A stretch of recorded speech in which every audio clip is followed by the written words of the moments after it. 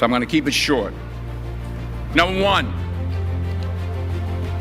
put God first.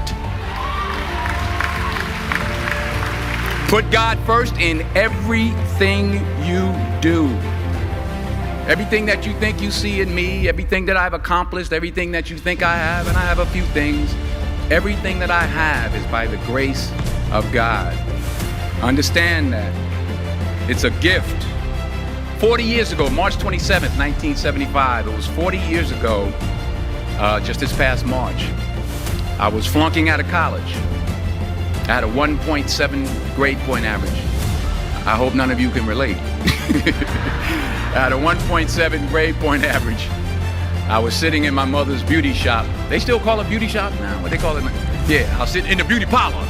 I was sitting in my mother's beauty parlor, and I'm looking in the mirror, and I see behind me this woman under the dryer. And every time she looked up, every time I looked up, she was looking at me. She was looking me in the eye. And I didn't know who she was, and I said, she said, somebody give me a pen, give me a pencil. I have a prophecy. March 27, 1975, she said, boy, you are going to travel the world and speak to millions of people. Now, mind you, I was flunked out of college. I'm thinking about joining the army. I didn't know what I was going to do, and she's telling me I'm going to travel the world and speak to millions of people. Well, I have traveled the world, and I have spoke to millions of people. But that's not the most important thing, the success that I had. The most important thing is that what she taught me and what she told me that day has stayed with me since. I've been protected. I've been directed. I've been corrected. I've kept God in my life, and it's kept me humble. I didn't always stick with him, but he always stuck with me. So stick with him in everything you do. If you think you want to do what you think I've done, then do what I've done and stick with God. Number two, fail big. That's right. Fail big. Today is the beginning of the rest of your life, and it can be very frightening. It's a new world out there. It's a mean world out there, and you only live once. So do what you feel passionate about.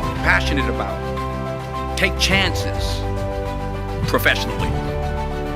Don't be afraid to fail. There's an old IQ test, was 9 dots, and you had to draw 5 lines with a pencil within these 9 dots without lifting the pencil. The only way to do it was to go outside the box. So don't be afraid to go outside the box. Don't be afraid to think outside the box. Don't be afraid to fail big, to dream big.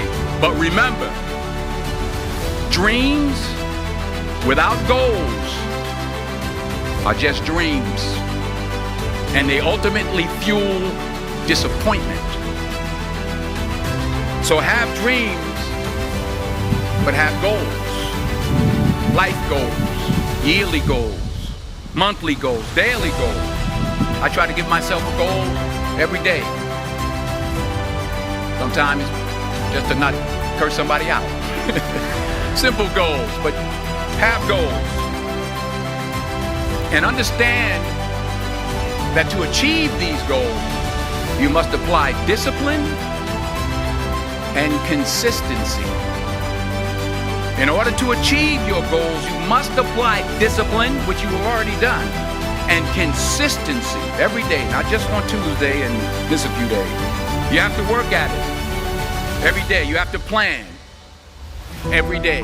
You've heard the saying, we don't plan to fail, we fail to plan. Hard work works. Working really hard is what successful people do. And in this text, tweet, twerk world that you've grown up in, remember, just because you're doing a lot more doesn't mean you're getting a lot more done. Remember that. Just because you're doing a lot more doesn't mean you're getting a lot more done. Don't confuse movement with progress. My mother told me, she said, yeah, because you can run in place all the time and never get anywhere. So continue to strive, continue to have goals, continue to progress. Number 3, you'll never see a U-Haul behind a hearse. I'll say it again. You'll never see a U-Haul behind a hearse. I don't care how much money you make, you can't take it with you. The Egyptians tried it. They got robbed. That's all they got. You can't take it with you.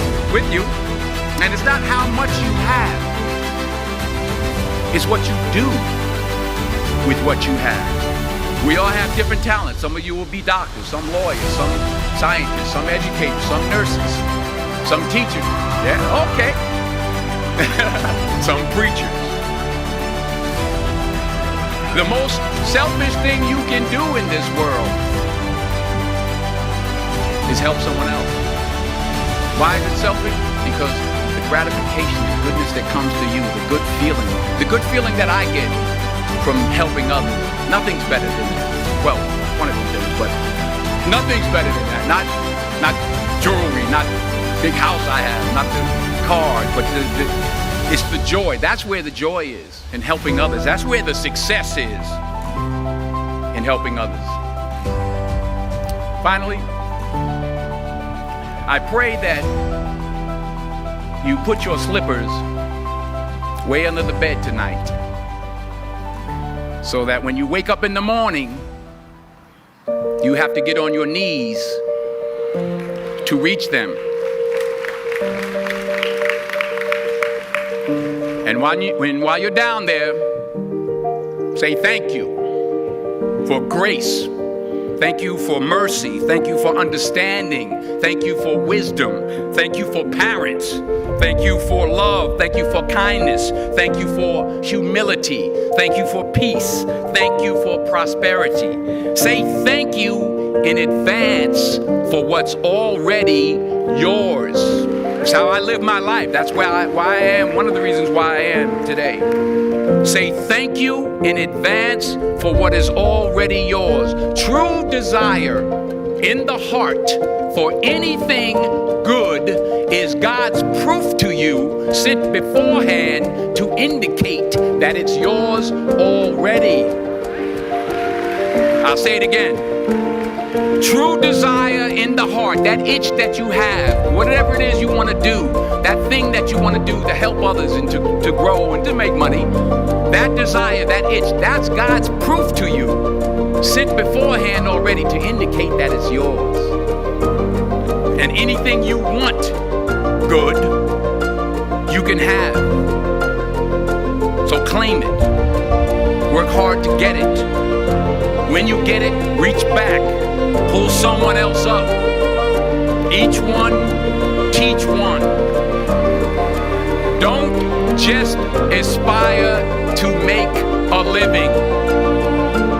Aspire to make a difference.